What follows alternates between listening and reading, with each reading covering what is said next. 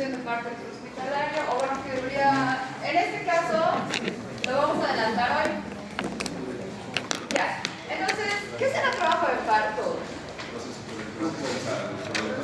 Ya, es un proceso mediante el cual el cuerpo de la madre, en este caso de la mujer gestante, sufre diferentes cambios fisiológicos. ¿Para qué? Para que el producto de la gestación pueda salir expulsado del cuerpo. Parto extrahospitalario. Cuando voy a hablar de trabajo de parto, consiste en todos aquellos cambios fisiológicos que va a tener el cuerpo de la madre. Dentro de estos cambios, ¿cuál será el más importante? Las contracciones uterinas, ya que gracias a las contracciones uterinas generalmente se empieza a empujar el producto para que salga por el canal vaginal, por el canal de parto. Estas contracciones tienen que ser rítmicas, son involuntarias, quiere decir que la madre no las controla, es un estímulo muscular que es totalmente autónomo y que en este caso van a ser o que pueden ser inducidas por sustancias médicas. Generalmente se utiliza oxitocina para poder, en este caso, estimular el trabajo de parto en la mujer. A su vez, estas contracciones tienen que generar algún tipo de cambio. Entonces, ¿qué cambios van a provocar? Van a provocar dos.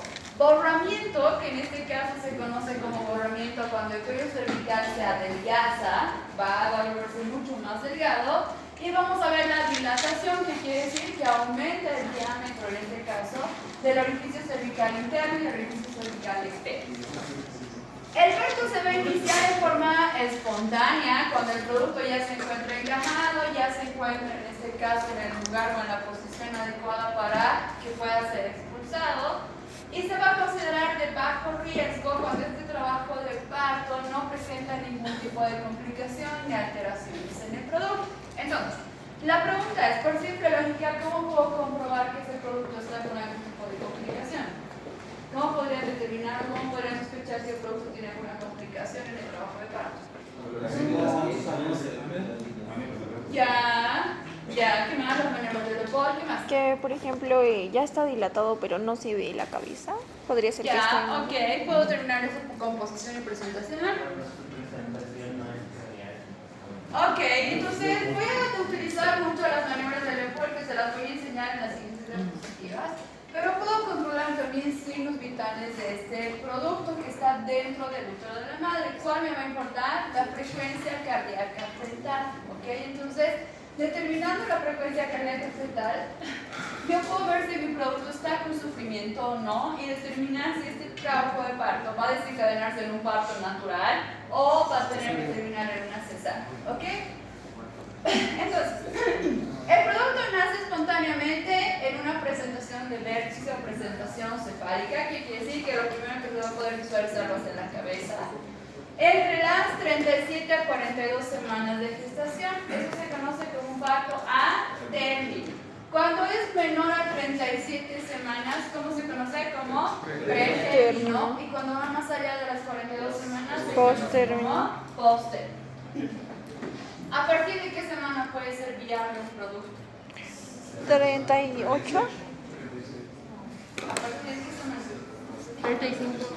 A partir de la semana 27, ese producto ya puede ser viable. ¿Será pequeño? Sí. ¿Va a ser considerado prematuro? Sí, pero ya tiene funciones, en este caso, respiratorias. ¿Ok? Entonces, a partir de las 27 semanas, el producto ya puede ser viable. No. La pregunta que les he hecho, ¿qué es embarazo? ¿Cuál es la definición de embarazo? ¿Qué es embarazo?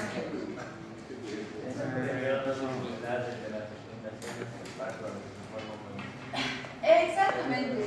El embarazo es el periodo que inicia con la fecundación, va a tener el desarrollo de este embrión, que posteriormente va a ser un feto, y que culmina con el trabajo de parto. Eso es embarazo. El embarazo es el periodo que se da desde la fecundación hasta la expulsión del producto a través de un trabajo de parto. ¿Qué será aborto? Entonces, si vamos a hablar de embarazo. Interrupción. Ya, ¿antes de cuánto tiempo? Antes de... Un producto de 28 semanas será considerado aborto. Entonces, actualmente la Organización Mundial de la Salud define aborto como como la interrupción del embarazo antes de las 22 semanas o un peso menor a 500 gramos. Eso se considera como aborto, ¿ok? Todo lo demás o todo aquello que sea mayor a las 22.1 semanas se va a considerar como pretérmino extremo, por si acaso, pero ya no se considera aborto.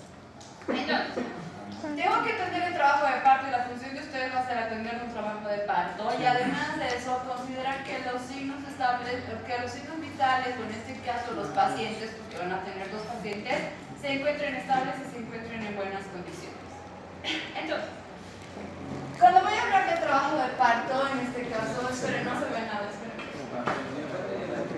Pero si no se conecta, ¿eso sí funciona? Creo que sí. A ver. Creo que era. No me acuerdo.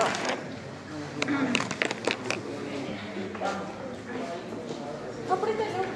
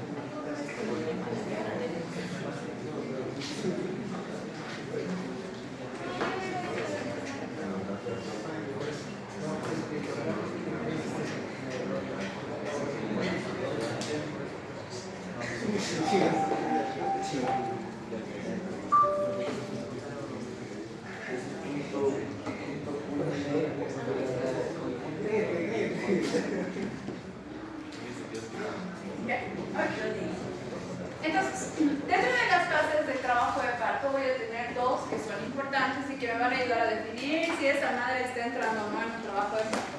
La primera que se considera como fase latente o prodromos, que es cuando está iniciando mi trabajo de parto, y la segunda que va a ser una fase activa. ¿Cuál va a ser la principal diferencia?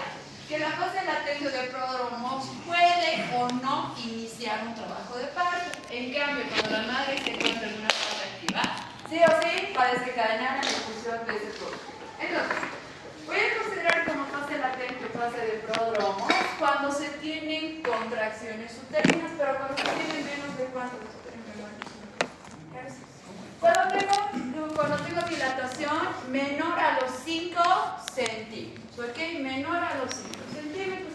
Y cuando voy a tener menos de 3 contracciones. Entonces, fase latente o fase del prodromo se considera cuando tengo una dilatación menor a ¿cuánto? Menor a 5 centímetros. Y en contracciones menor a ¿cuántas? Menor a 6. ¿Ok? Esta fase latente o fase de prodromos, en aquellas que son nulíparas, ¿a quiénes se consideran nulíparas? A las que tienen su primer embarazo, pero que nunca han dado en este caso a luz. Entonces va a ser la primera gestación que van a tener. ¿Cuánto tiempo puede durar su fase latente en estas mujeres? Puede durar hasta 8 horas. Lo normal es que dure máximo 8 horas. Y en aquellas mujeres que son multíparas, es decir, que ya han tenido hijos antes, puede durar 5 horas. ¿Ok? Entonces, tienen que saber cuánto va a durar este periodo. ¿Qué pasa si una mujer se encuentra en fase latente por 12, 16 horas? ¿Será normal? No. En ese caso, ¿van a seguir esperando a que se desencadene el trabajo de parto o fase una fase activa? No. Entonces, en este caso, van a inducir el trabajo de parto en esta mujer. ¿Ok? Entonces, tienen que tomar en cuenta esto. ¿Cuándo se va a considerar normal? Si en este caso en las nulíparas va a durar más de 20 horas. Entonces, tienen que considerar, vuelvo a repetir, signos vitales de la madre, si existen cambios, si existen alteraciones en las contracciones, si existen alteraciones en la frecuencia cardíaca fetal, para ver si van a seguir esperando o lo van a convertir en una cesárea. Y se va a considerar normal en las multíparas cuando es más de 12 horas. ¿Okay? Entonces, estos son los rangos que ustedes pueden manejar para esperar o no y determinar si va a ser una cesárea. Y la segunda fase va a ser considerada como una fase activa, que cuando tengo una dilatación mayor a los ¿cuántos? Mayor a los 5 centímetros. Y voy a considerar que voy a tener contracciones que van a ir de 3 a 5 contracciones en 10 minutos. ¿Cuánto tienen que durar estas contracciones? De 30 a 90 segundos. Entonces, vuelvo a repetir cuál es la definición del trabajo de parto en fase activa. Cuando la dilatación es mayor a ¿cuántos centímetros? Mayor a 5. ¿Cuántas contracciones tiene que haber? De 3 a 5. ¿En cuánto tiempo? En 10 minutos. ¿Y cuánto tiene que durar cada contracción? De 30 a 90 segundos. ¿Ok? Entonces, en este caso, esta es la definición de una fase activa.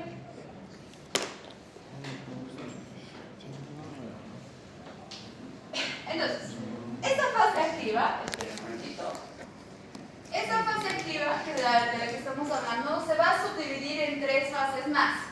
La primera que va a generar 3 fases más, aquella que voy a considerar como la fase de dilatación. ¿Cuándo tiene que dilatarse el cuello uterino para dar a luz? 10 centímetros, ¿ok? Tiene que dilatarse 10 centímetros. Voy a tener la segunda, que en este caso va a ser el periodo de expulsión, y voy a tener una tercera fase que va a ser la fase de alumbramiento. Entonces, en la primera fase hemos dicho voy a tener modificaciones cervicales, me va a importar la dilatación y además hemos dicho que me importará también el borramiento. Segunda fase, expulsión, que es cuando el producto va a salir por completo de la cavidad uterina, y la tercera y última fase, que es la fase de alumbramiento.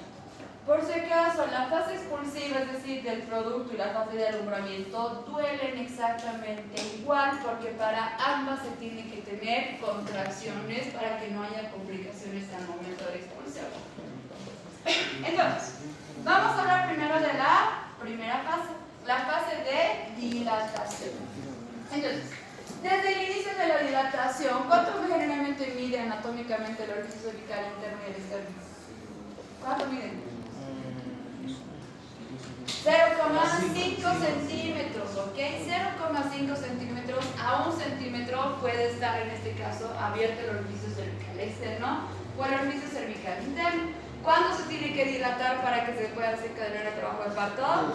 10 centímetros. Entonces, ustedes como internos y futuros médicos, ¿cómo van a medir la dilatación del cuello uterino? Van a tener que ser tacto vaginal. Van a introducir toda la mano dentro de la vagina de la mujer.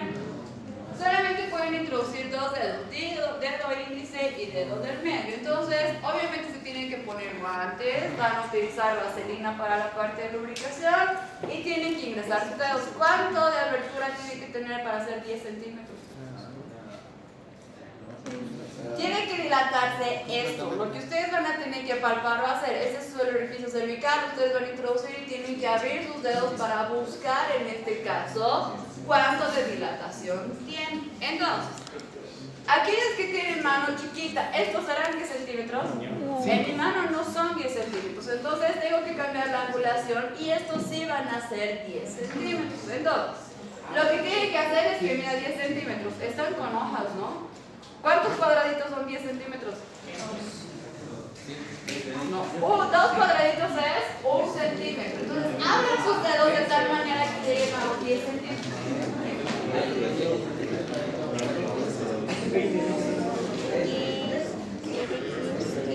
Ya está, tienen que ser 20 cuadraditos para que sean 10 centímetros. Exacto. Eso es lo que tiene que medir el cuello cervical de una mujer para considerarse como una dilatación completa. ¿Ok? Entonces, ¿ya han medido todos? Ya, ok. Entonces, ¿cuándo yo voy a considerar que ya puedo internar a una mujer en la fase de dilatación? ¿Con 1 centímetro?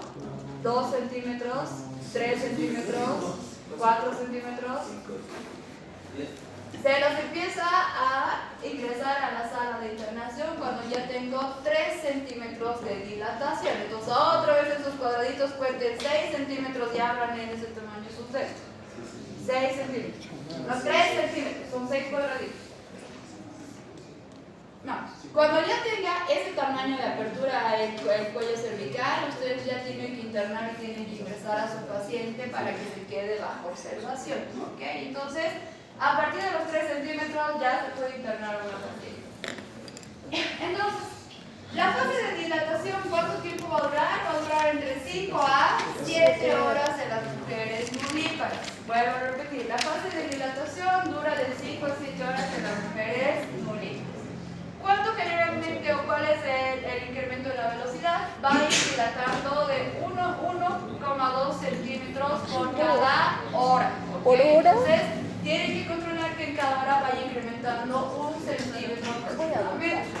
Y en aquellas mujeres que son multíparas, ¿cuánto tiempo va a durar la fase de dilatación? De 2 a 4 horas. ¿Cuál va a ser la velocidad con la que las mujeres, en este caso multíparas, dilatan? De 1,5 centímetros por hora. Entonces la dilatación en ella se va a dar mucho más rápido.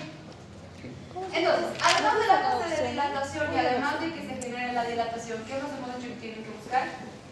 El borramiento. Entonces, dentro de las modificaciones cervicales entran dos: dilatación y borramiento. ¿Qué será borramiento? No, la dilatación es cuando hemos dicho que se genera una abertura mayor o se incrementa el diámetro de los orificios cervicales. ¿Qué será borramiento? Cuando el cuello uterino se va a volver mucho más delgado. Es como cuando ustedes jalan una liga. Entonces, la liga tiene un grosor. Si ustedes la van jalando, ¿qué va pasando con la liga? Se va volviendo mucho más delgada. Es lo mismo que sucede con el cuello, en este caso cervical. Entonces, vamos a repetir otra vez. Están haciendo su dilatación, están midiendo cuánto de dilatación tendrá la paciente. ¿Cómo pueden comprobar cuánto de borramiento tiene la paciente? Porque van a tener que pinzar el cuello cervical de la mujer. Ahora, toquen esta membrana que se encuentra entre sus dedos. Toquen. Así, con sus dos dedos, con los que estaban controlando la dilatación. Así de delgado tiene que estar el cuello cervical de una mujer para poder desencadenar su trabajo de parto. Generalmente, ¿cuál es el grosor del cuello uterino? ¿Cuánto mide el grosor del cuello uterino? 0.5 o 1. Mide más o menos unos 2 a 3 centímetros de grosor. ¿Cuánto tiene que dilatarse? El 90% para considerar que ese borramiento ya es adecuado. Entonces, vuelvo a repetir. Van a controlar dilatación, van a medir cuánto de dilatación está, voy a comprobar borramiento. Simplemente van a retirar uno de sus dedos y van a intentar pisar el cuello uterino de la mujer para determinar cuál es el porcentaje de borramiento. Entonces, ¿cuál de los dos orificios cervicales se va a abrir primero? ¿El orificio cervical externo o el orificio cervical interno? ¿Cuál se va a abrir primero? El orificio cervical interno. ¿Por qué? Porque el producto empieza a empujar, entonces va a empujar como si fuera un embudo. ¿Sí? Entonces va a empezar como si fuera un embudo. Entonces, el primero que voy a abrir va a ser el orificio cervical interno. Voy a ir generando la dilatación y el borramiento. Y por último, va a ser el orificio cervical externo. Listo. ¿Hasta ahí alguna pregunta, duda? Ya sabemos que hay dos fases: prodromos, fase activa, y la fase activa se divide en 3 fases más. Vamos a la segunda fase, que va a ser la fase expulsiva. Entonces, la fase expulsiva se va a dar desde que ustedes controlan los 10 centímetros de dilatación y el 80 o 90% de borramiento hasta la salida del recién nacido. ¿Ok? Entonces, vuelvo a repetir. La fase expulsiva se va a dar desde la dilatación completa o el borramiento completo. ¿Hasta cuándo? Hasta la salida de su recién nacido. ¿Cuál va a ser la función de ustedes como médicos o como internos? Pedir a la madre que empuje. ¿Por qué será importante pedir a la madre que empuje? Para que se pueda aumentar la presión intraabdominal, o en este caso intrauterina, y el producto salga con mucha mayor facilidad. La pregunta es: ¿le van a pedir a su paciente que empuje cuando está presente la contracción o cuando no existe contracción? Cuando está presente. Cuando está presente la contracción. Entonces van a sentir ustedes que la madre está con contracciones y ustedes le van a pedir a la paciente que empuje. Además de pedirle a la paciente que empuje, ¿qué más tienen que pedirle a su paciente? Que respire. ¿Cómo tiene que ser la respiración de una madre que está dando a luz? Tiene que ser mucho más lenta y pausada, y generalmente tiene que utilizar la nariz y la boca para poder respirar. ¿Cuál es la principal complicación que tenemos cuando tenemos un trabajo de parto? Que la madre por el dolor empieza a hiperventilar. ¿Y qué presenta? ¿Y qué pasa cuando un paciente hiperventila? se desmaya. ¿Cómo van a tener el trabajo de parto de una mujer desmayada? No van a hacer cesáreas, van a tener que hacer maniobras y su complicación va a ser tener un sufrimiento fetal. Entonces, la función de ustedes en la fase expulsiva, hasta que sean ustedes los que atienden el parto, va a ser hacer dos cosas. Primero, hablar con la paciente para que la paciente se pueda calmar y en este caso pueda respirar. Y la segunda, pedirle a la madre que vaya a pujar para que se dé el trabajo de parto de una manera mucho más rápida. Entonces, vamos a irnos al otro lado. ¿Qué pasa si solamente están ustedes para atender ese trabajo de parto? ¿Qué tienen que hacer en una fase expulsiva? Van a tener que hablar con la madre, pedirle que puje, pedirle que se calme. Y mientras ustedes están hablando, van a tener que empezar a atender su trabajo de parto. Entonces, ¿cuál es la forma en la que ustedes pueden atender esta fase expulsiva? ¿O cuál va a ser la función de ustedes en esta fase expulsiva? Como médicos. Recibir el producto en este caso. Entonces, ¿cómo va a salir ese producto? Generalmente, ¿cómo sale? ¿Alguna vez salió tu parto? ¿Sí? ¿Algo su parto? ¿Cómo sale el producto? Primero físicamente, ¿cómo sale? Ya, lo primero que sale es la cabeza, después brazos. El hombro, uno de los tres jalones abajo, al lateral y al lado. Ya. Eso se hace si está capacitado, si no, la misma madre expulsa, pero con más complicación y se tarda más. Exactamente, ya. Entonces, para la fase expulsiva, por si acaso, atender el trabajo de parto es lo más complicado que van a hacer durante su vida médica, ¿ok? ¿Por qué? Vuelvo a repetir, la función de ustedes en la fase expulsiva va a ser hablar con la madre, pedir que controle la respiración. Segunda cosa que van a tener que hacer, van a ser evitar que la madre tenga desgarros en la región perineal. Entonces, ¿por qué les pido que sean diestros con ambas manos? Porque con esta mano van a atender al producto y esta mano, ¿qué va a estar haciendo? Protegiendo la región perineal para que eviten desgarros. Entonces solamente pueden atender el trabajo de parto con una mano hasta que salga la cabeza, ¿ok? La función de ustedes va a ser sujetar el cuello del producto. Entonces, ¿cómo se sujeta el cuello?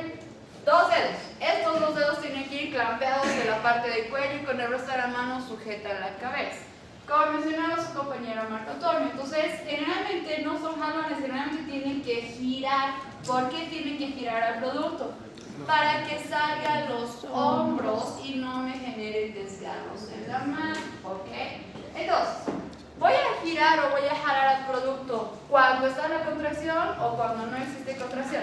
Cuando hay contracción. Cuando está presente la contracción se mueve al producto. ¿Por qué no lo puedo mover antes? ¿O por qué no lo puedo mover cuando no existe contracción? Porque le va a generar un mayor dolor a la Porque lo paciente. único que van a generar va a ser dolor en la madre. Entonces tienen que esperar a que existan las contracciones. Entonces, ¿qué va a ser lo primero que va a salir? La cabeza del producto. Entonces la función de ustedes será sujetar la cabeza y será sujetar el cuello. ¿Qué va a salir después generalmente? Los hombros. Y lo último que sale son los miembros inferiores, y son lo que salen mucho más rápido, ¿ok? Entonces, sujetar al producto.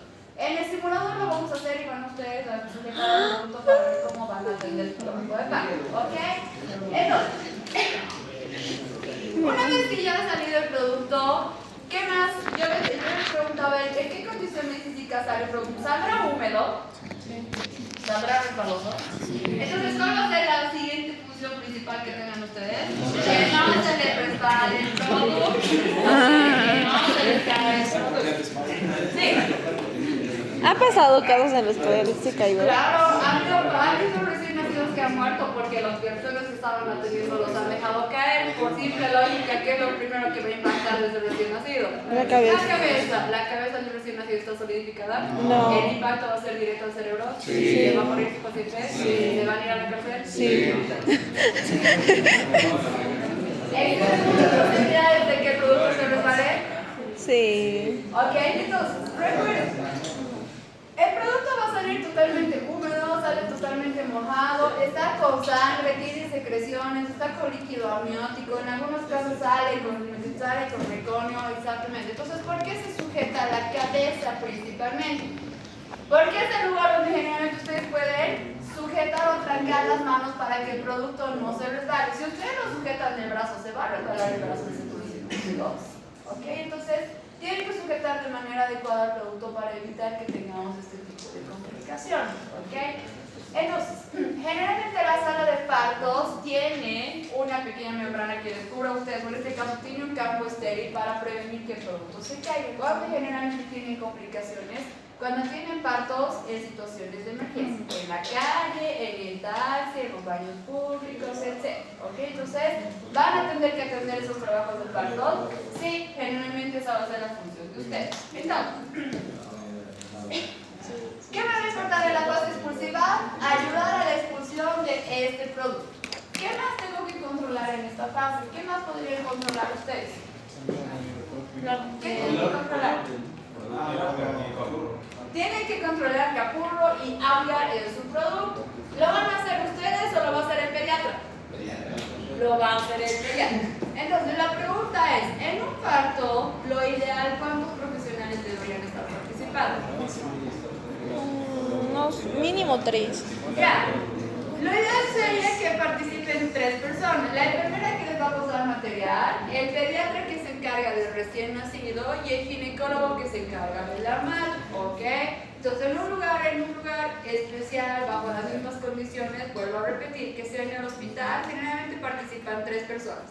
El pediatra, que es el que se encarga de ver la vitalidad, el examen físico de su paciente, haga capurro. El ginecólogo, que se encarga simplemente de atender a la madre y determinar la fase de alumbramiento, y la enfermera, que es el que les pasa todo el instrumental. Entonces, lo ideal, ¿cuál va a ser la parte que no es ideal? Que es no solamente ustedes solitos atendiendo su trabajo de parto. Entonces, ¿a quién van a atender primero? ¿Al recién nacido o a la madre? Al recién nacido. Entonces, durante esta fase expulsiva, ¿cuál va a ser la función de ustedes con el recién nacido? ¿Qué les va a importar? ¿Le van a ir a contar cuántos dedos tienen? Si tienen algo. La coloración de la piel, que me va a indicar si está respirando o no mi paciente. Si está cianótico, ¿estará respirando? No. Entonces, en este caso voy a tener que hacer permeabilización de vías aéreas. ¿Qué puede obstruirle la vía aérea a un recién nacido? El cordón umbilical. Ya ha salido. El meconio o el líquido amniótico. Entonces, ¿qué van a tener que hacer para permeabilizar las vías aéreas de este recién nacido? No. Aspiración. Van a agarrar esas peritas o la jeringa y van a aspirar la nariz y van a aspirar la boca para retirar secreciones de su recién nacido. ¿Ok? Esa va a ser su primera función. ¿Cuál va a ser la segunda función y de la que nos estamos olvidando principalmente? Frecuencia cardíaca. Primero, clampear el cordón umbilical. Entonces, ¿qué clampear? ¿Qué es clampear el cordón umbilical? ¿Quién es otro marcador? Presionar. ¿Tiene marcador? Cortar la circulación. ¿Marcador? ¿Ahí tiene marcador? ¿En esto tu marcador?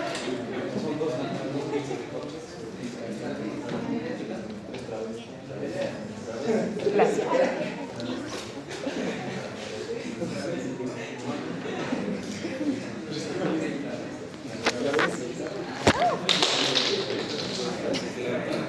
Se moría.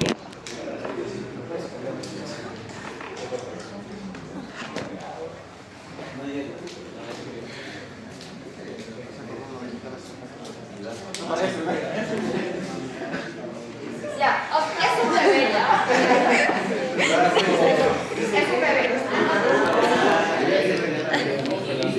Ya le vi la forma, ya le vi la forma. Ya, cállate. Es un bebé. Ya.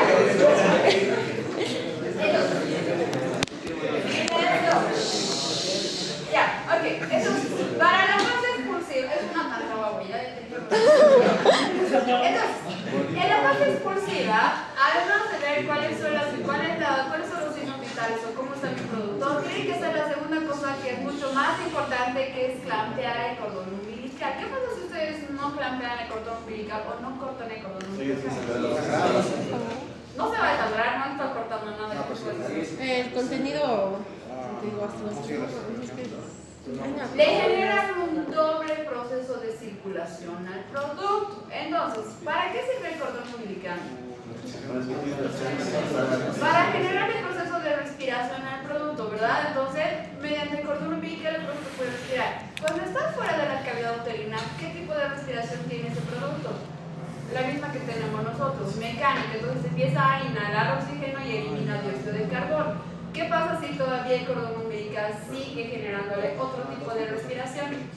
Me generan un shunt en ese producto, y lo que genera va a ser complicaciones a nivel de los glóbulos rojos. Entonces es importante que ustedes clampen el cordón umbilical. Entonces, para clampear el cordón umbilical, lo ideal es que se haga en dos lugares. El primero van a poner un clamp que es como un gancho, que se asegura que va a ir a la parte proximal o cerca a la madre, que es el clamp materno. Y voy a colocar un segundo clamp, en este caso mi segundo gancho, en el producto. ¿Cuánto de distancia tengo que tener para poner el clamp del producto, que es el que más me importa? 5 dedos. 2 dedos de diferencia. Entonces van a agarrar y van a tocar donde comienza el cordón umbilical, van a poner sus 2 dedos ahí y por encima de sus dedos tienen que poner el clamp. Entonces, 2 dedos y tiene que estar ahí colocado el clamp. ¿Por qué el clamp no se pone aquí a los 10 centímetros de cordón umbilical? ¿Por qué jalaría el ombligo? Porque cuando este producto lo vayan a vestir, lo vayan a bañar, etc., le van a jalar el cordón umbilical y se lo pueden arrancar. Entonces es mucho más sencillo tener 2 a 3 centímetros de cordón umbilical que tener 10 centímetros de cordón umbilical. ¿Por qué no puedo poner el clamp aquí pegadito al ombligo o al inicio del cordón umbilical? Porque si ustedes, o en este caso el producto, tiene algún tipo de complicación y no lo pueden canalizar de manera periférica, ¿por dónde lo van a canalizar? Central. Por el cordón umbilical. Se puede poner venoclisis por medio del cordón umbilical a un producto. Entonces, lo ideal es que por lo menos, repito, sean 2 centímetros de cordón umbilical o 2 dedos de cordón umbilical para que ustedes lo puedan clampear. ¿Ok? Entonces, vamos a volver aquí, voy a borrar esto, vamos a borrar esto porque luego se equivocan. Ya está. Entonces hemos dicho que tenemos 2 clamps. ¿Cuál se va a colocar primero? ¿El materno o el del feto? Materno.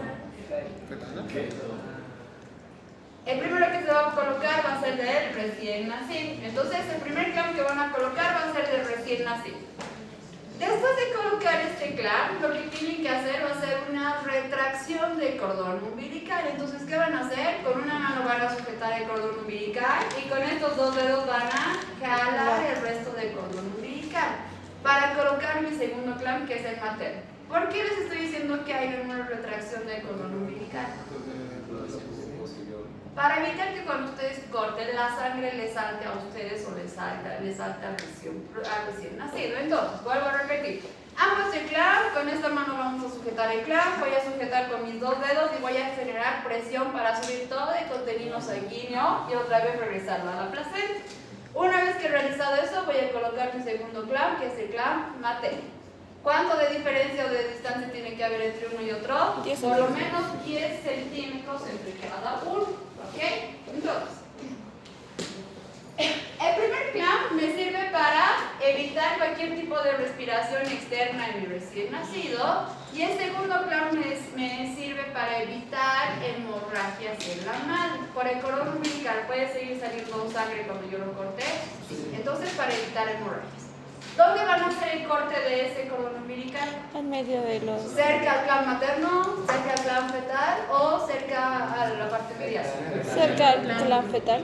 Cerca al clamp fetal, por lo menos 1 centímetro de distancia otra vez y van a cortar ese cordón umbilical, ¿ok? Para pasar a la última fase. ¿Cuál es la última fase? La fase de alumbramiento. Entonces, la siguiente pregunta es, ¿cuándo cortan ese cordón umbilical? Cuando ya se ha sacado la placenta. Cuando el cordón umbilical deje de tener latido. ¿El cordón umbilical va a latir? Sí, el cordón umbilical late. Entonces, ¿cuándo va a ser el momento correcto en el que ustedes van a cortar ese cordón umbilical? Cuando el cordón umbilical deje de tener latido, entonces ustedes lo pueden cortar. ¿Ok? Entonces, volvamos a repetir, para la fase expulsiva tienen que controlar que evite que no existan desgarros, tienen que pedirle a la madre que puje, que controle su respiración. En este caso van a controlar las contracciones y necesito ver también frecuencia cardíaca fetal, que ahorita te voy a enseñar cómo se controla. Controlar las contracciones. ¿Cómo van a controlar las contracciones en una madre? ¿Cómo pueden controlar contracciones? La pared abdominal se pone dura. Mirando, hablando. ¿Qué le van a decir, señora? ¿Le duele? Le va a doler todo el bendito trabajo de parto, muchachos. intentos. Ok. Vale, doble todo el trabajo del parto. ¿Cómo van a controlar ustedes con las contracciones? De la forma manual. Entonces la función de ustedes va a ser sentarse al lado de la paciente que está dando a luz y colocar su mano en el abdomen de la madre. ¿Cuánto tiempo tiene que colocar su mano? 10 minutos. ¿Cuánto tiempo van a dejar la mano sobre el abdomen? ¿Cuál era la definición del trabajo de parto en fase activa? 3 a 5. La mano de ustedes se tiene que quedar sobre el vientre de la madre durante 10 minutos. Ok, entonces controlar tus contracciones. ¿Cuánto tiempo? 10 minutos. 10 minutos. Entonces, ¿se acuerdan que lo hemos hecho para el paciente del abdomen? Abdomen blando, depresible, y luego lo hice hacer esfuerzo. Entonces, ¿cómo será la contracción? ¿Va a ser blando o va a ser rígido la parte? Rígido. Entonces va a ser totalmente dura. ¿Qué va a ser la función de ustedes? Cuando empiecen a sentir que existe ese cambio de consistencia, quiere decir que está comenzando una contracción. Entonces, la mano ya está en el abdomen de la mamá, están viendo que existe cambio de consistencia. ¿Qué van a controlar? ¿Tiempo de qué? De la contracción. De duración. Tienen que controlar cuánto tiempo dura esa contracción. ¿Ok? ¿Cuánto tiempo? ¿Cuánto tiempo tiene que durar para que sea una fase activa? De 30 a 90 segundos. ¿Cuántas contracciones tiene que haber en los 10 minutos? De 3 a 5. De 3 a 5 contracciones. Entonces, repito, la función de ustedes, y les voy a pedir que se empiecen a acostumbrar a utilizar reloj, va a ser poner la mano sobre el vientre de la madre y empezar a palpar la consistencia. Una vez que vean que está cambiando la consistencia, fijarse cuánto tiempo va a durar esa contracción para que ustedes lo puedan anotar. Ok, esa es la forma más sencilla que se puede hacer en un parto hospitalario. ¿Cómo se podrá controlar las contracciones en el hospital? Al medir los signos vitales, tal vez. Se va a utilizar mediante un tocógrafo, que es un aparato que tiene un dispositivo que se pone en el fondo uterino, el otro se pone cerca al ombligo para controlar la frecuencia cardíaca fetal, y como un electrocardiograma les va a salir un informe de cada vez que existan contracciones en la madre o cada vez que existan periodos de relajación. Entonces, en el hospital lo hacen mediante tocógrafo, así se llama, ¿ok? Mediante tocógrafo. Para evitar eso, simplificarles el trabajo a los médicos, se utiliza el tocógrafo. Entonces, ahora les voy a mostrar qué es un tocógrafo. La última fase, ¿cuál era la última fase que ya hemos mencionado? La fase de alumbramiento. ¿En qué consiste la fase de alumbramiento? La expulsión de la placenta. La expulsión de la placenta, ¿ok? Tiene que salir por completo la placenta. Entonces, ¿cuál va a ser la función, o en este caso, la fase del alumbramiento? ¿Qué tienen que hacer ustedes durante esta fase? Contar los cotiledones. Exactamente. Entonces tienen que contar cuántos cotiledones existen en esa placenta. ¿Qué pasa si falta un cotiledón? Hay que buscar. Van a tener que hacer primero tracción manual, van a tener que apretar el útero para que salga todo el contenido que se encuentra dentro del útero, y si pese a eso no encuentran el cotiledón, van a tener que hacer limpieza uterina en esta paciente. ¿Ok? Entonces, lo importante va a ser que ustedes vean cuántos cotiledones tenga la paciente. ¿Será adecuado que ustedes jalen la placenta de la paciente? ¿Por qué no? Podría causar hemorragias. Ya, porque además de generar el desgarro, la mayor complicación que pueden tener va a ser que pierdan o le cambie la forma al útero. Entonces, ¿qué va a pasar? Este es el útero, y la placenta se supone que se encuentra adosada acá, ¿verdad? ¿Qué pasa cuando ustedes, los internos, empiezan a tener sueño y ya no quieren atender el trabajo de parto? Empiezan a traccionar el cordón umbilical. ¿Qué está fuera del cordón umbilical? ¿Cuál es la mayor complicación que voy a tener con esto? Que la placenta no se haya desprendido por completo. Entonces, ¿qué va a pasar? Va a jalar el fondo uterino y ustedes sacan el fondo uterino, es decir, dan la vuelta al útero de esa madre. ¿Será que pueden volver a acomodar el útero de la paciente? No, va a terminar en una histerectomía y va a ser una paciente que no va a volver a dar a luz jamás en la vida.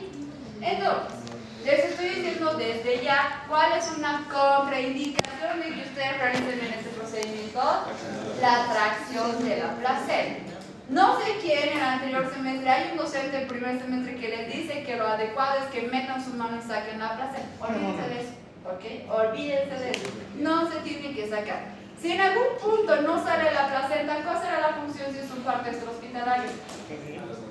Que ustedes la lleven al paciente al hospital, se supone que lo van a llevar al hospital y ahí se hará una cesárea, la podrán operar o se hará una limpieza, ¿ok? Vuelvo a repetir, está totalmente contraindicado que ustedes arranquen o jalen la placenta de su paciente. Ya, ok.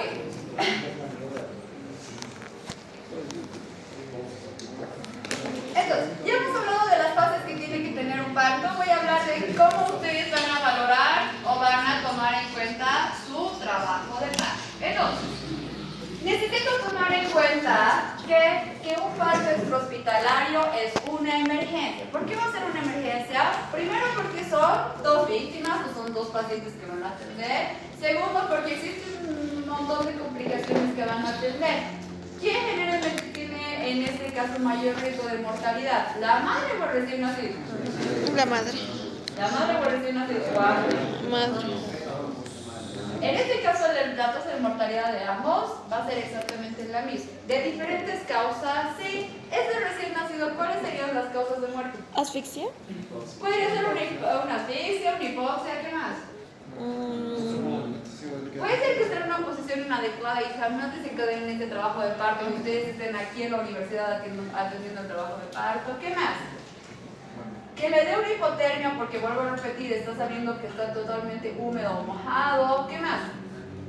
Que entre en un paro cardiorrespiratorio, etc.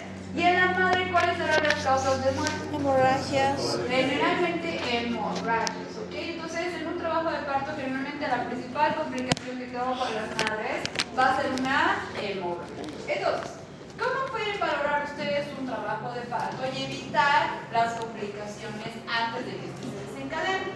Primero, controlar la dinámica uterina. ¿Cómo voy a controlar? ¿Qué voy a tomar en cuenta de la dinámica uterina? Antes, cuando voy a hablar de dinámica uterina, ¿qué vamos a ver? ¿Qué van a controlar?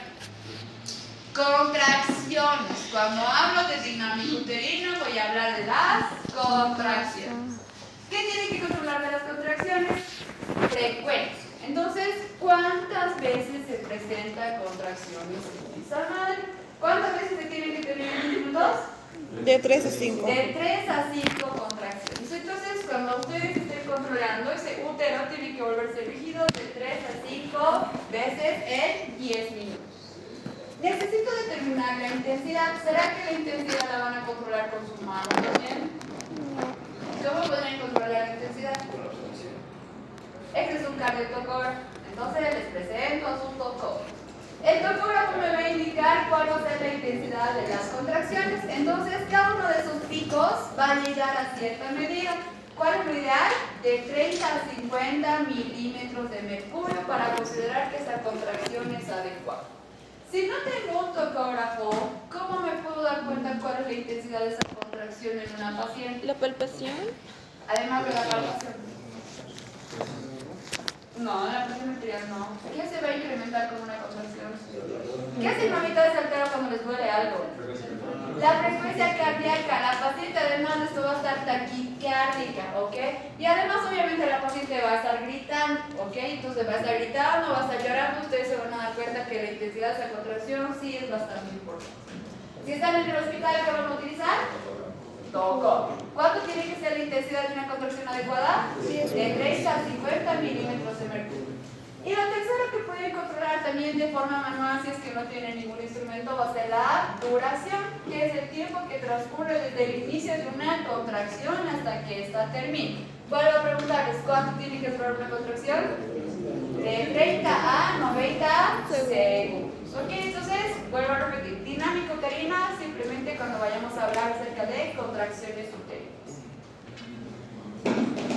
Segunda cosa que necesito observar o valorar, salida del líquido amniótico en una paciente. Entonces, ¿cuándo se van a dar cuenta que una paciente ha tenido salida de líquido amniótico? ¿Qué es lo más común?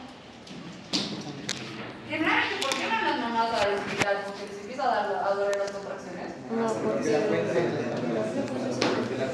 Algo común que menciona porque la paciente ha roto fuente, porque empieza a tener salida de líquido amniótico y es el momento en el que dice, ay, creo que voy a dar a luz en el hospital, ¿verdad? Nadie da a luz porque le comienzan las contracciones, muchachos. Tiene que haber salida de líquido amniótico para que la paciente vaya al hospital en la mayoría de los casos. Entonces, lo voy a considerar cuando voy a hablar de la parte del líquido amniótico como ruptura de membranas. Esta ruptura de membranas va a ser totalmente espontánea cuando las contracciones son demasiado importantes. ¿Alguna vez han inflado un globo de agua para jugar? Sí. ¿Qué pasa cuando le hacen mucha fuerza a ese globo de agua? Se rompe. Muy bien, va a ser exactamente lo mismo con las membranas de la paciente. Entonces, si ustedes van a ver o necesitan preguntarle ruptura de membranas a la paciente, ¿qué será importante que ustedes pregunten? ¿Hace cuánto tiempo ha roto membranas? Porque recuerden, si ya ha roto membranas, si ya tengo salida de líquido amniótico, ¿ese producto será que sigue vivo? Es una pregunta que se tienen que hacer. Segundo, mientras más tiempo pasa de la salida de líquido amniótico y el producto se quede en la cavidad uterina, mayores complicaciones como infecciones va a tener este producto. ¿Ok? Entonces necesito preguntar ¿hace cuánto tiempo? ¿Qué más me importará preguntar? La cantidad, si puede determinar cuánta cantidad de líquido amniótico ha salido y qué más. La coloración o características del líquido amniótico. ¿Qué color es el líquido amniótico de manera normal? Transparente. ¿Es medio transparente o amarillento? ¿A qué huele? No huele a microbio. ¿Han olido lavandina? No. ¿Alguna vez han olido un olor característico en el hospital? Sí, que huele. Ese es el olor a lavandina, exactamente a lo mismo huele el líquido amniótico. ¿Ok? El líquido amniótico huele a lavandina. ¿Tiene que oler? Sí, tiene que oler, porque en algunos casos el líquido amniótico cambia el olor. Por si acaso, muchachos, acostúmbrense a oler absolutamente todo en ginecobstetricia, porque una vez que encuentren flujos anormales, ¿cuál es la segunda cosa que tienen que hacer? Determinar cuál es el olor del flujo vaginal de su paciente. Así que sí, acostúmbrense a oler absolutamente todo. Entonces, pérdida de líquido amniótico, tres cosas que voy a preguntar. ¿Hace cuánto tiempo he tenido la ruptura de membranas? ¿Cuánto de líquido más o menos ha eliminado la paciente? Y tercero, características de mi líquido amniótico. Ahí hay una tabla o existe un cuadro que les he dejado donde están las alteraciones del color del líquido amniótico. Entonces, si la madre en este caso les dice que el líquido amniótico es rojo, ¿de qué van a sospechar? De algún tipo de sangrado. Puede ser que el sangrado venga de la madre o puede ser que el sangrado venga del producto. Sea como sea, este trabajo de parto tiene que ser adelantado. Cuando es de color amarillento, quiere decir que el paciente, o en este caso el producto, ha tenido su primera defecación, que es el meconio, ¿ok? Ya está pigmentando el líquido amniótico. Cuando este líquido amniótico es de color marrón, ya no es un poco de meconio, entonces ha incrementado la cantidad de meconio y está pigmentando aún más el líquido amniótico. Y cuando es de color verde y tiene una consistencia como si fuera puré, ese paciente, o en este caso el meconio, ya es mucho más severo y en este caso van a sospechar de sufrimiento fetal en su paciente. ¿Ok? Entonces, cambios de coloración. ¿Por qué se dará sufrimiento fetal cuando existen cambios de coloración en el líquido amniótico? Por asfixia. ¿Qué va a pasar con ese producto? Como ya no tiene el líquido amniótico presente, cambia su respiración. ¿Cómo va a empezar a respirar? Con la nariz y la boca. Entonces, ¿qué va a pasar con ese meconio o esa heces fecal que está flotando por ahí? Se la va a tragar y se va a asfixiar. Entonces, sí tienen que determinar los colores del líquido amniótico en su paciente. ¿Ok? Entonces, algún tipo de complicación que nosotros generalmente tenemos es, la paciente ya está con 10 centímetros de dilatación, está con 90% de borramiento, pero no tengo ruptura de membranas. Entonces, para solucionar esto, se realiza un procedimiento que se conoce como amniotomía. ¿Ok? Amniotomía. Ustedes van a introducir en la cavidad vaginal de la paciente un instrumento que parece un gancho de pesca y tienen que desgarrar o romper las membranas para que salga el líquido amniótico. ¿Qué se llama este procedimiento? Amniotomía. ¿Ok? Entonces necesitan realizar amniotomía en la paciente. Como les he puesto en la diapositiva, existen situaciones en las que se tiene que evitar la ruptura de membranas. ¿En qué situaciones será? Cuando la paciente tiene VIH o cuando la paciente tiene hepatitis. Entonces, sí, exactamente. En estas dos situaciones, tanto en hepatitis B como en el VIH, se tiene que evitar lo más posible la ruptura de membranas. ¿Por qué? Para evitar el contagio del producto, en este caso de la madre al producto. ¿Okay? Entonces tiene que salir con todas sus membranas y el líquido amniótico todavía íntegro. Tercera cosa que tienen que valorar en un paciente: movimientos fetales. ¿Okay? Tienen que determinar movimientos fetales en su paciente. ¿Cómo se puede estimular el movimiento en un producto dentro de la Maniobra. ¿Cómo pueden estimular? No se puede sacudir, dejan de moverse los productos, ya lo entendí. No. La madre hace ejercicio. ¿Cómo pueden estimular? La madre hace ejercicio. La madre puede estimular los movimientos fetales, estimulando en este caso la voz o hablando con el producto. ¿Ok? Entonces sí, las madres generalmente estimulan los movimientos fetales. Si la madre no puede estimular el movimiento fetal, entonces ustedes tienen que buscar el dorso del producto, porque van a tener que palpar dónde está la espalda de ese producto y frotar la zona donde se encuentra el dorso para ver si el producto se está moviendo o no. ¿Alguna vez han visto cómo se mueve un recién nacido? ¿O cómo se mueve un producto dentro del útero de la madre? No. Sí, es lo más feo que pueden ver, ¿ok? ¿Por qué? Porque solamente salen los vértices y se ve lo que se mueve la piel de la paciente, entonces tienen que ver movimientos fetales. Si no existen movimientos fetales o ustedes estimulan y no existen movimientos fetales, ¿cuál será la siguiente pregunta en su paciente? ¿Está vivo? ¿Cómo le van a preguntar eso a la paciente? Señora, ¿será que su hijo sigue vivo? ¿Hace cuánto dejó de hacer movimientos fetales? ¿Cuándo ha sido la última vez que la paciente ha sentido movimientos fetales de su producto? ¿Ok? Muchachos, entonces, vuelvo a decirles, cada vez que ustedes vean una paciente que esté embarazada, su primera pregunta es, ¿su bebé se mueve? Si les dicen que sí, está todo perfecto. Si les dicen que no, ¿cuál va a ser la siguiente pregunta? ¿Hace cuánto tiempo ha dejado de moverse? Entonces, les voy a volver a contar. El primer parto que yo he atendido ha sido de una paciente que tenía 22 años, era su primer embarazo y estaba con 39 semanas de gestación. Entonces, la paciente llegó con su ropita, voy a seguirme acordando que la ropa de la bebé era color rojo, tenía un moño enorme porque era nena. Y nosotros le revisamos y cuando yo le hice la ecografía, yo no sentía frecuencia cardíaca fetal en ese producto. Entonces yo le digo a la mamá, ¿hace cuánto tiempo su bebé no se mueve? ¿O se ha movido el día de hoy? Y me dice, no. Y le digo, ¿hace cuánto tiempo ha sido la última vez que se ha movido? Y me dice, hace 3 días que no se mueve. Un producto de 39 semanas de gestación.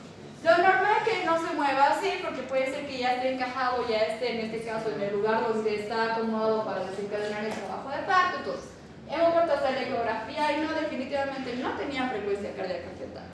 Entonces, si la mamá hubiera ido hace 3 días al hospital en desenlace hubiera sido distinto. Sí, hemos desencadenado el trabajo de parto porque ya estaba con contracciones, le hemos puesto oxitocina y la madre ha dado a luz al producto. Efectivamente era una niña que pesaba 3 kilos 400, tenía 39 semanas, pero estaba muerta. Hace 3 días que la placentita, en este caso el producto, había fallecido. Entonces, vuelvo a preguntar, ¿será importante que ustedes le pregunten a la madre hace cuánto tiempo se ha movido? Sí. ¿Y cuál va a ser la función que ustedes van a tener en el control prenatal? Decirle a la mamá que si su producto deja de moverse, tiene que ir al hospital, ¿ok? Simplemente hablando con los pacientes, ¿pueden evitar cualquier tipo de situación?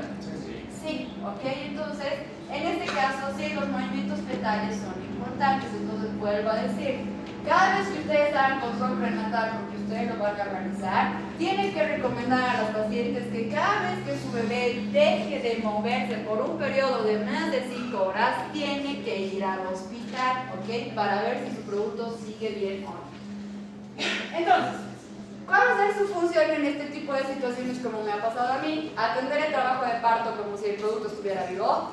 Sí, se tiene que hacer exactamente igual. Atender la parte de dilatación, recibir al producto, evitar, en este caso hacer toda la fase de alumbramiento, ¿ok? Entonces sí, tienen que controlar movimientos fetales en su paciente. En ese caso ya la prioridad se vuelve la madre, ¿no? ¿Qué? La prioridad en este caso se vuelve la madre, porque ya pues el feto ya falleció. Sí, claro. Entonces, en ese caso exactamente lo mismo y me acuerdo de todo porque a mí me han hecho investigar al paciente y entonces sí. ¿Qué complicaciones puede existir ya que el producto ya está muerto en la madre? ¿Cómo le podría Para la afectar? madre tenía infección, estaba con una sepsis generalizada, porque el producto obviamente se estaba descomponiendo dentro del útero de la madre. Entonces, complicaciones en ese caso, una infección que generalmente se convierte en sepsis. Entonces, tiene que darle antibióticos a la paciente. ¿Qué? No, se desencadena trabajo de parto normal, tiene que dar a luz de trabajo de parto normal. Qué feo. ¿Qué? Estaba con asfixia. La paciente lo más probable es que se desmaye y tiene que hacer maniobras para desencadenar el trabajo de parto. El bebé estaba asfixiado, estaba con circular de columna. Ajá, el color de asfixia. Ya, entonces, cuarta cosa que tienen que ver, dilatación y borramiento, que es lo que les he explicado hace un momento, ¿ok? Dilatación y borramiento. ¿Cómo tienen que tener de dilatación? 10 centímetros. 10 centímetros y de borramiento 3 centímetros. de 80 a 90%. ¿Ok? Entonces es importante que ustedes controlen dilatación y controlen borramiento de sus pacientes. Y por último, la valoración de la frecuencia cardíaca fetal. ¿Ok? Es importante que ustedes sepan cómo controlar la frecuencia cardíaca fetal de un producto. Entonces, se puede utilizar mediante el tocógrafo, que además de controlarme las contracciones, puede controlar la frecuencia cardíaca fetal del producto. ¿Cuál es la frecuencia cardíaca fetal normal?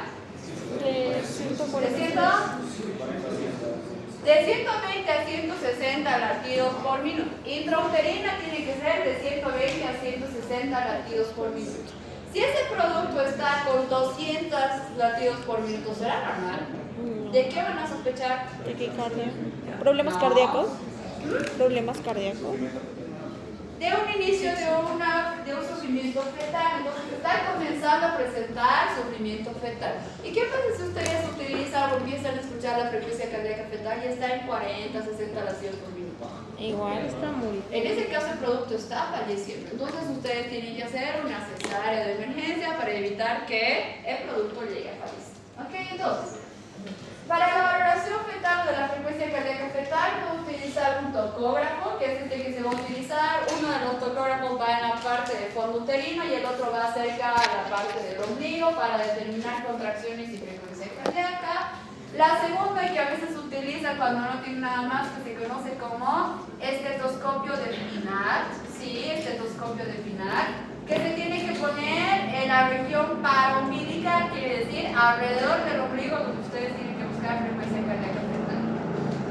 Y actualmente que incluso las madres tienen en su casa para escuchar la frecuencia cardíaca un ecodoppler o un doppler cardíaco. Entonces se utiliza como si fuera un ecocardiograma, como si fuera un instrumento para hacer una ecografía. Le colocan líquido, en este caso conductor, y la madre puede buscar la frecuencia cardíaca fetal del producto. ¿Por dónde van a encontrar la frecuencia cardíaca fetal del producto? Cerca al ombligo de la madre. Entonces en ese lugar tienen que buscar la frecuencia cardíaca fetal. ¿Ok?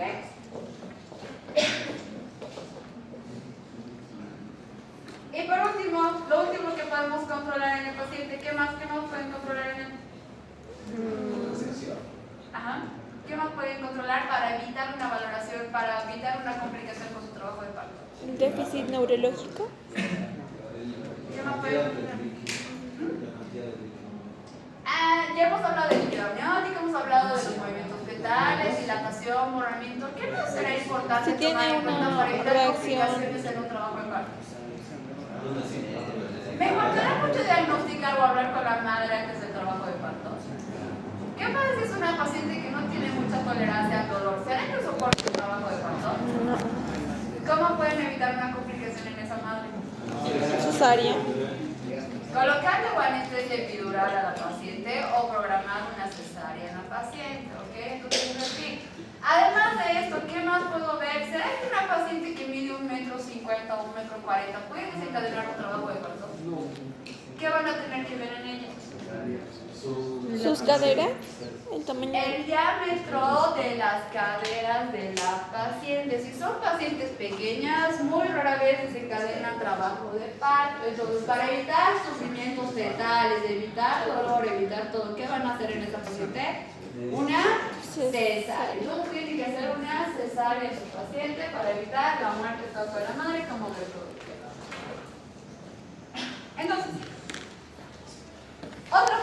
medida de no sé qué, si va a ser un parto que necesita maniobras o no, va a ser las maniobras de Leopold. Existen 4 maniobras de Leopold. ¿Necesitan algún tipo de instrumento importante para hacer las maniobras de Leopold?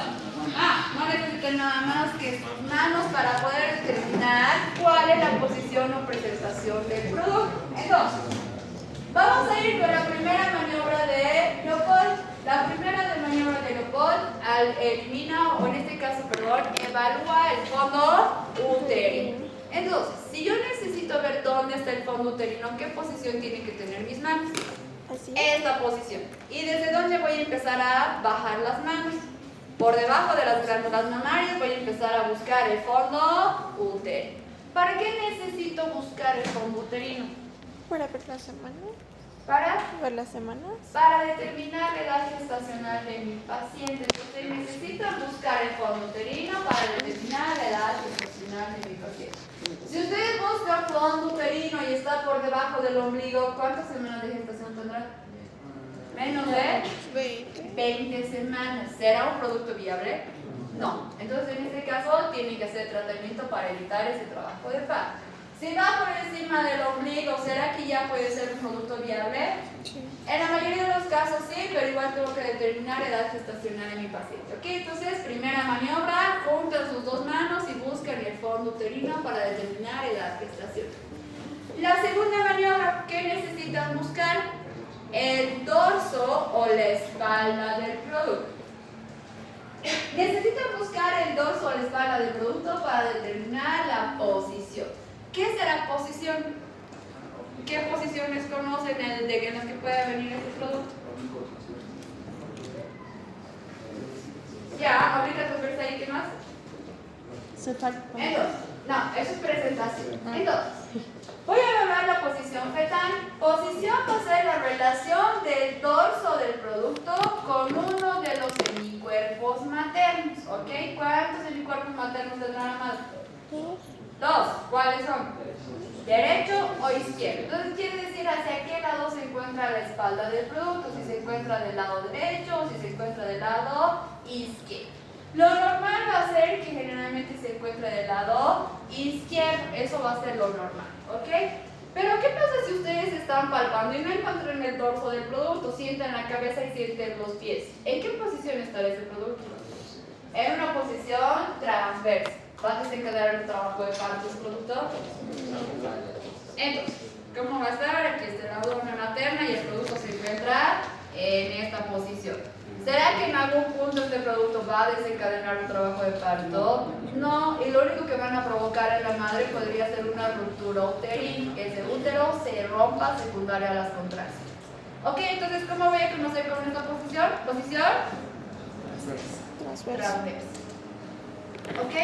¿Qué pasa? Y hay otra opción. Cuando ustedes empiezan a sentir y sienten el producto que está en esta posición, en una posición oblicua, ¿será que puede desencadenar un trabajo de parto? No. Existe 50% de probabilidades de que sí, 50% de probabilidades de que no. ¿Cuál va a ser su prueba de fuego? Que ustedes hagan ruptura de membranas y que como se va a salir el líquido del producto, se deslice y se acomode y se encuentre en una posición normal. O puede pasar todo lo contrario, ustedes van a hacer la ruptura de membranas y este producto va a pasar a ser transverso. ¿Ok? Entonces, la única que generalmente tiene 50% de desencadenar un trabajo de parto va a ser una posición oblicua. Repito, ¿de qué depende? De la ruptura de membranas o salida del líquido amniótico para ver si se acomoda o no.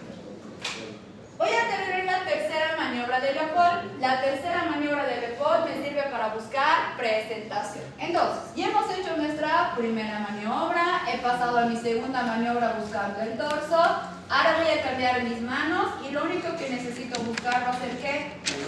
La cabeza para determinar la presentación. Entonces, ¿qué presentaciones tendrá un producto?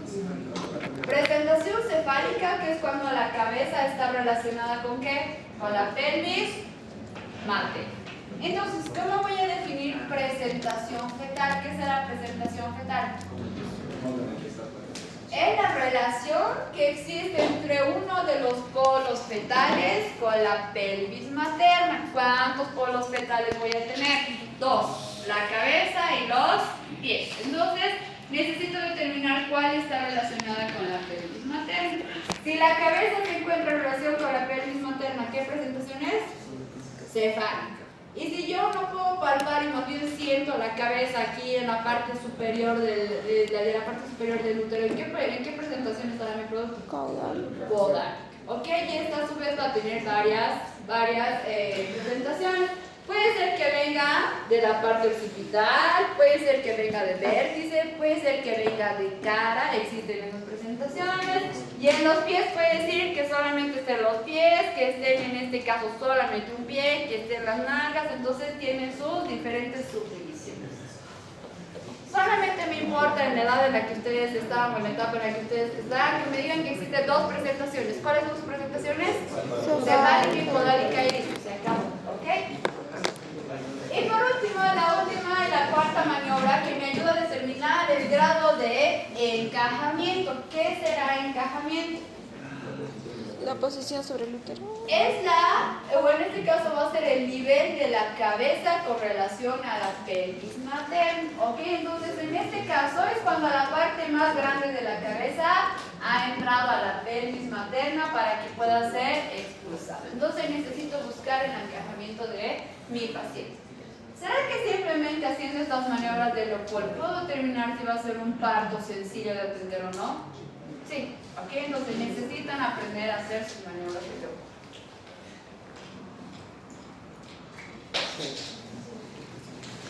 Entonces lo que les mencionaba, posibles complicaciones que yo voy a llegar a tener con un trabajo de parto. Cuando el trabajo de parto no progresa, la madre está con dolor más de 20 horas, más de 24 horas. Van a seguir esperando a que la madre desencadene ruptura de membrana, dilatación, borramiento. No, en ese caso se pasa a dos opciones, que estimulen por vía farmacológica o que realicen una cesárea en la paciente. ¿Ok? Entonces cualquiera de las dos. Desgarros perianales. Entonces, esta parte me va a servir. Entonces, lo más común es que se vaya a desgarrar en este caso la región perianal. ¿Por qué? Por el impacto que tiene la cabeza al momento de salir por el conducto vaginal.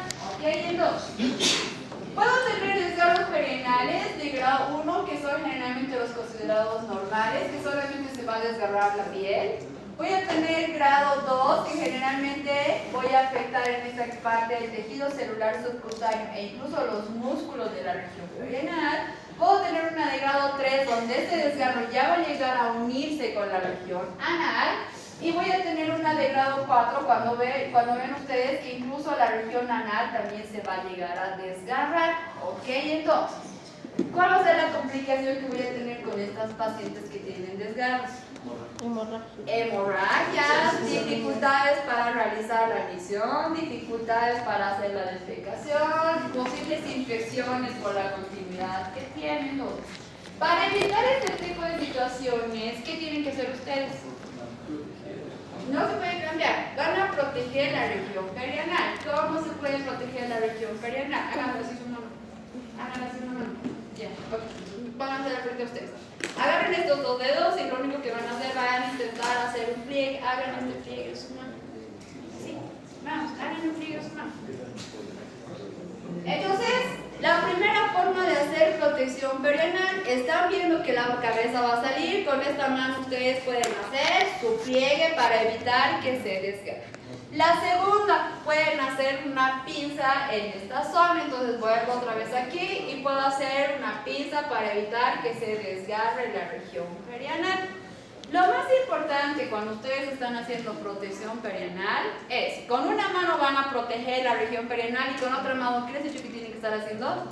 Atendiendo el trabajo de parto. Entonces, ¿qué va a ser lo importante cuando ustedes estén atendiendo el trabajo de parto? Sujetar o ver con qué fuerza sale la cabeza de ese producto. Entonces, con esta mano van a estar agarrando y van a estar haciendo su protección, y esta mano por dentro del canal vaginal tiene que estar sujetando la cabeza para controlar la fuerza con la que va a salir. ¿Ok? Entonces tienen que evitar los desgarros. ¿Cómo van a solucionar estos desgarros? Cosiendo.